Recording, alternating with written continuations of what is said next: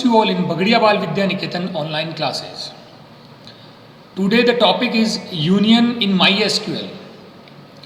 The union is used to combine and returns all the distinct row selected by query. It means कि union क्या करेगा, अगर अपन दो या दो से ज़्यादा टेबल में क्वेरीज अपन अप्लाई करेंगे, इट मीन्स उसके डेटा को कंबाइन करेंगे, तो यूनियन क्या करेगा, जो भी डिस्टिंक्ट रो होगी उसको शो करेगा. सपोज दैट कि आपके पास टेबल के अंदर है, दोनों टेबल के अंदर है, अगर सेम डेटा आता है तो वो उसको दो बार रिपीट नहीं करेगा, वो ओनली वन टाइम उसको शो करेगा. इसमें अगर अपन को यूनियन दो टेबल के बीच में बनाना है तो आपको क्या ध्यान में रखने वाली बात है, तो अपन ये कहते हैं tables are said to be union compatible if both the tables are of same degree. मतलब दोनों की डिग्री सेम होनी चाहिए. It means number of column है दोनों के सेम होने चाहिए. The domains of corresponding attribute in both tables should be same. It means कि दोनों के अंदर जो भी डोमेन्स है, इट मीन्स जो वैल्यू का टाइप होगा वो भी क्या होना चाहिए, सेम होना चाहिए. तो अपन बात करते हैं कैसे अपन करेंगे. तो अपन ने एग्जाम्पल लिखा है, select star from table 1 union select star from table 2. It means दोनों के डेटा कंबाइन होंगे और उसके अलावा आपका जो टेबल है उसके अंदर जो भी रोज आपने दे रखी है, अगर वो रोज मैच करती है दोनों टेबल के अंदर तो वो ओनली वन टाइम ही शो होगा. तो देखते हैं अपन प्रैक्टिकल कैसे करेंगे. आपके सामने मैं बात करूं तो यहाँ पर अपने पास एक, मैं सबसे पहले ओपन कर लेता हूँ अपने डेटाबेस को और यहाँ अपन करते हैं सेलेक्ट स्टार फ्रॉम EMP. तो आप देख पा रहे हैं आपके सामने एक टेबल है EMP. एक और टेबल अपन यूज ओपन करते हैं, सेलेक्ट स्टार फ्रॉम EMP2 या EMP1. Select star from EMP, select star from EMP2. आप ये देख पा रहे हैं कि आपके सामने जो दो टेबल है, first is EMP, second is EMP2. इसके अंदर अगर अपन बात करें 101 का डेटा दोनों के अंदर सेम है. इट मीन्स ये ओनली वन टाइम ही शो होगा अगर आप इसको कंबाइन करते हो तो अपन कंबाइन कैसे करेंगे इसकी बात करते हैं. Select star from EMP union select star from EMP2. जैसे मैं यहाँ पर इंटर करता हूँ तो आप देख पा रहे हैं कि आपका जो 101 है, इट मीन्स राम वाला जो भी रिकॉर्ड है वो ओनली वन टाइम शो कर रहा है. बाकी आपका डेटा तो वन टाइम शो करेगा ही, पर अगर अपन बात करें राम है वो यहाँ पर भी है, इस टेबल के अंदर भी है और आपका इस टेबल के अंदर भी है. इट मीन्स ये क्या करेगा, ओनली डिस्टिंक्ट रिकॉर्ड को क्या करेगा, शो करेगा. तो ये था अपना union. Next topic is intersect.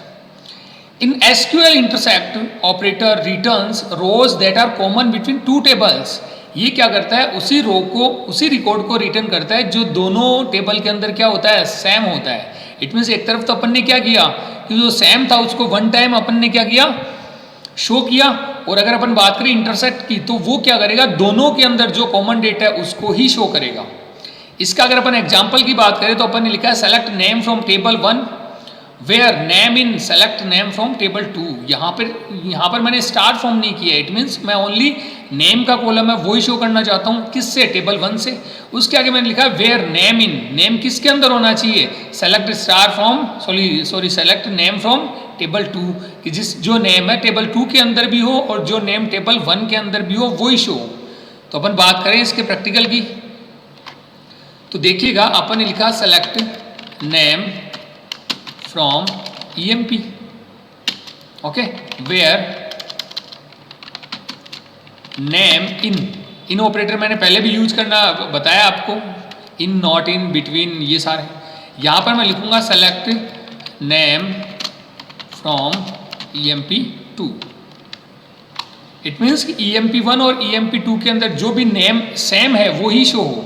तो अपन जैसे इंटर करते हैं तो आप देख पा रहे हैं यहाँ पे नेम क्या आ रहा है, ओनली राम यहाँ पे आ रहा है. इट मीन्स कि यहाँ पर अपन ये कहते हैं कि राम जो नेम है वो कितनी बार आ रहा है, 2 टाइम्स आ रहा है, दोनों टेबल के अंदर है. इट मीन्स वो कॉमन डेटा है तो उसको ही आपका ये जो शो कर रहा है. ये था अपना इंटरसेप्ट. नेक्स्ट अपन बात करें वो करेंगे यूजिंग और ऑन की. देखिए दोनों कीवर्ड है, दोनों ही क्लॉज है. इनको अपन यूज कैसे करते हैं तो अपन कहते हैं on clause require a complete join condition. अगर आप ऑन कीवर्ड का यूज करेंगे तो आपको कंप्लीट ज्वाइन कंडीशन देनी पड़ेगी। कंप्लीट ज्वाइन कंडीशन मीन्स जैसे emp.id is equal to emp1.id, ऐसा अपन को देना पड़ेगा। और दूसरा ये कि using clause require the first name of the join field.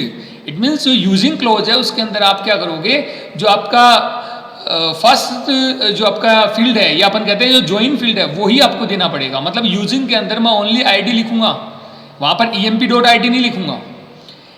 Next अपन यहाँ पे अपन ने एक स्टार बना रखा है, अपन ये कहते हैं कि using sub clause produce natural join. जो आपका यूजिंग है वो किसको प्रोड्यूस करता है, नेचुरल ज्वाइन को। नेचुरल ज्वाइन जहां पर अपन को इक्वी ज्वाइन की कंडीशन नहीं लगानी पड़ती। Whereas on clause produce equi join. On clause क्या प्रोड्यूस करता है, इक्वी ज्वाइन को करता है। तो जैसा अपन ने नीचे एग्जाम्पल दे रखे हैं, select star from table 1 join table 2 using ID. तो अपन ने इतना ही लिखा है यूजिंग और उसके ब्रैकेट के अंदर आईडी। इट मीन्स वहां पे अपन को इक्वी ज्वाइन की कंडीशन लगानी नहीं पड़ेगी। पर अगर अपन बात करें किसकी, ज्वाइन कीवर्ड के साथ अगर अपन यूज करते हैं तो अपन ये कहते हैं select star from table 1 left join table 2 on keyword का यूज किया है। तो अपन ने आगे क्या किया है, कंडीशन का यूज किया है, इक्वी ज्वाइन की कंडीशन का यूज किया है, table 1.id is equal to table 2.id। तो देखते हैं अपन इसका प्रैक्टिकल। देन मैंने लिखा सेलेक्ट स्टार फ्रॉम, और अपन ने लिखा emp join emp1, और यहां पर मैं करता हूं ऑन, और यहां पर ऑन करके अपन लिख देते हैं आईडी। सॉरी, यहां पर अपन यूज करते हैं यूजिंग आईडी। ओके, जैसे मैं इंटर करता हूं तो आप देख पा रहे हैं मैंने यहां पे लिखा है यूजिंग आईडी। इट मीन्स कि यहां पर आपको इक्वी ज्वाइन की कंडीशन देना मस्ट नहीं है, आपका डेटा है वो कंबाइन हो रहा है। पर अगर अपन बात करें, अगर अपन ऑन का यूज करते हैं तो अपन कैसे करते हैं, तो मैं लिखता हूं select star from emp join emp1 on. यहां पर अपन लिखेंगे emp.id is equal to emp1.id। तो आप यहां पर देख पा रहे हैं ऑन के साथ मैंने यहां पर इक्वी ज्वाइन के कंडीशन का यूज किया है, अपना डेटा वैसे आ रहा है। और अगर अपन बात करें, अपन ने यूजिंग का यूज किया है तो अपन ने ओनली आइडेंटिकल कॉलम है, या अपन कहते हैं कि ज्वाइन जो अपनी कंडीशन है वो यूज नहीं की है, ओनली कॉलम नेम ही यूज किया है। तो ये था अपना यूजिंग और ऑन क्लॉज। नेक्स्ट अपना आता है, वो आता है creating table from existing table. एक टेबल से आप किसी कंडीशन के अकॉर्डिंग दूसरी टेबल बना भी सकते हो। कैसे बनाएंगे, तो अपन लिखेंगे create table 2, create table then table 2। It means कि जो आपको टेबल बनानी है उसका नेम लिखेंगे, और आगे कंडीशन अपन क्या दे रहे हैं, सेलेक्ट आई कोड। जैसे मान लो मैंने यहाँ पे कोई जो भी अपन को फील्ड लेने हैं, आई कोड है या DSC है, फ्रॉम, और देन टेबल 1 और where ID is greater than 102। तो ये अपन ने कंडीशन लगाई है कि अपन को टेबल 2 बनानी है, उसमें ओनली 2 कॉलम्स शो होने चाहिए, कौन से, आई कोड और DSCP। और उसके साथ ही साथ आपने कंडीशन लगाई है कि जहाँ पे ID 102 से बड़ी हो वो ही आपका डेटा शो। तो ऐसी अगर अपन टेबल बनाना चाहते हैं वो भी एग्जिस्टिंग टेबल से, तो अपन कैसे करते हैं देखिएगा प्रैक्टिकल। अपने पास एक टेबल है सेलेक्ट स्टार फ्रॉम emp। आपके सामने ये टेबल है, मैं चाहता हूं कि इस टेबल में से मेरे को ओनली आईडी और नेम ही बनाना है दूसरी टेबल के अंदर।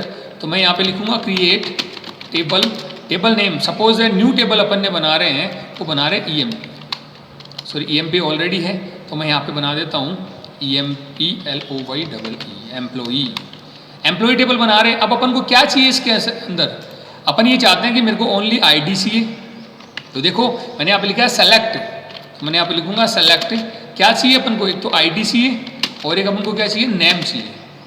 फ्रॉम किससे चाहिए, EMP से चाहिए, और यहाँ पे अपन कंडीशन लगा रहे हैं where ID greater than 102। It means कि जिसकी आईडी 102 से बड़ी होगी उसका ही नेम और उसकी आईडी शो होगी, किसके अंदर, टेबल एम्प्लॉई के अंदर। तो क्वेरी ओके हो चुका है, अपन देख लेते हैं अपनी एम्प्लॉई टेबल बन चुकी है क्या। तो अपन लिखते हैं select star from employee.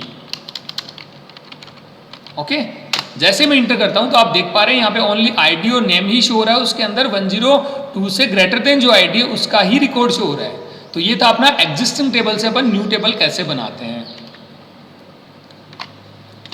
Next topic आता है, वो आता है टेबल एलियास। अपन कहते हैं कि a table alias is a temporary label given to along with table name in from clause.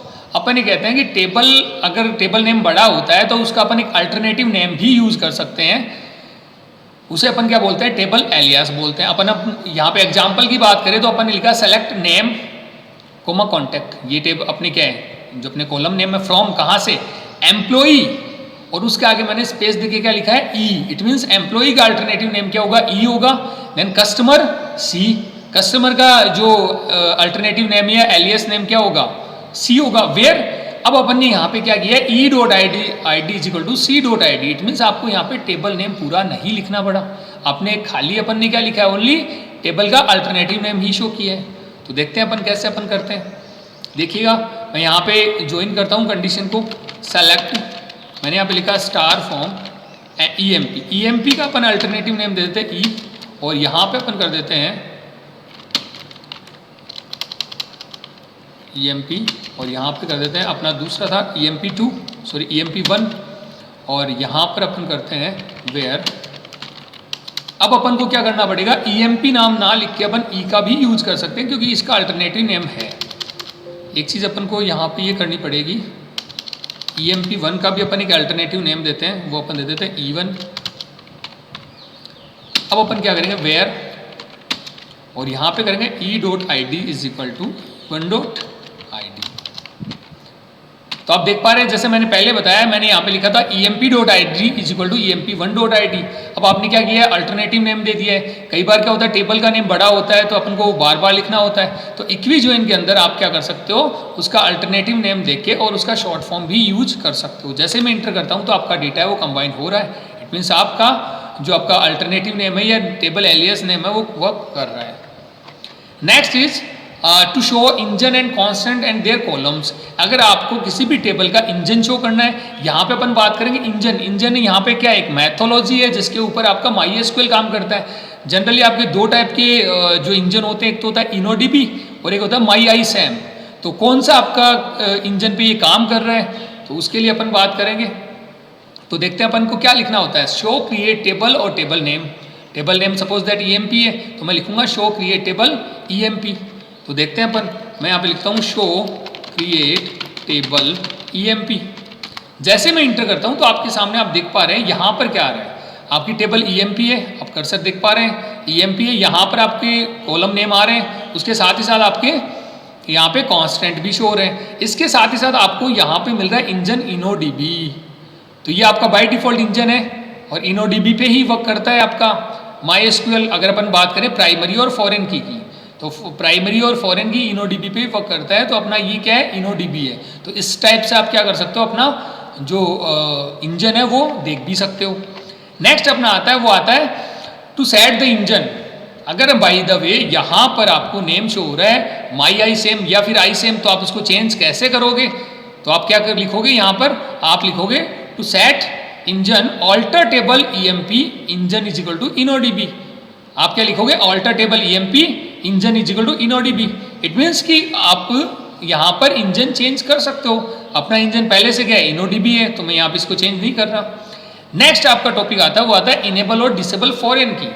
देखिए अपन बात करें, जब भी फॉरेन की अपना वर्क नहीं करता है, इट मीन्स वो क्या है, डिसेबल है।